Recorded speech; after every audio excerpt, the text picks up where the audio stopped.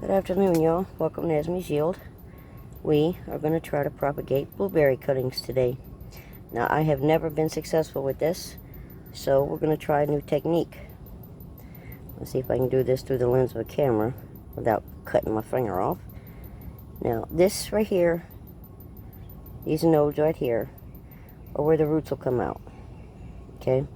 Now, what I've done in the past is I've just soaked them in water for a couple of days, let them get as full as I possibly can, and then I would stick them in some sifted peat moss and perlite. You know, just enough for drainage, but enough to keep it moist as long as it needs to be. Now, these nodes right here are where the roots are going to come out, if they come out. So, instead of just doing that, what I'm going to do is I'm going to try an air layering technique, or what they do to air layer, and we're going to see if that works. So what I'm going to do is I'm going to very gently skim off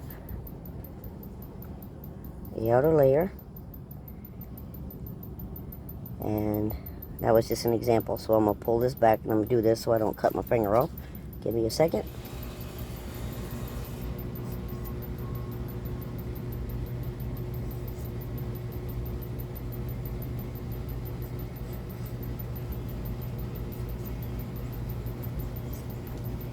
Okay, so what I did was I skimmed the bark off all the way up around in here. I don't know if you can tell that in the camera or not, but this has all been scraped off.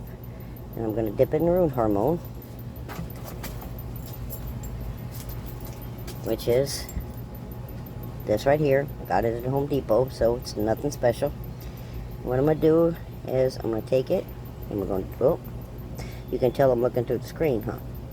Okay, we're going to put that in there, get it on there real good, knock off the other part, and you see how it's on there?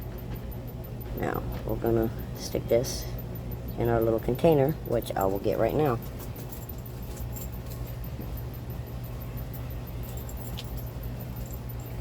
Now, as you can tell, I've got a few in there already. So, I'm just going to take it and shove it down in there as far as it'll go. Okay? Now, what I'm going to do after this is I'm going to cover it up with some plastic to keep the humidity in. And I'm going to have it in sunlight, but not direct sunlight. I'm going to put it on the other side of the house where it gets plenty of light, just not in the direct heat.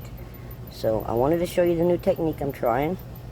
We're going to see if it works. It's going to take several months, so I'll give you an update as we go. Alright guys, y'all have a good one. Alright guys, we got everything in there. There's all the blueberry cuttings. And to my surprise, when I went to the market today, I found a wild honeysuckle. And I haven't seen one of those since I was a child.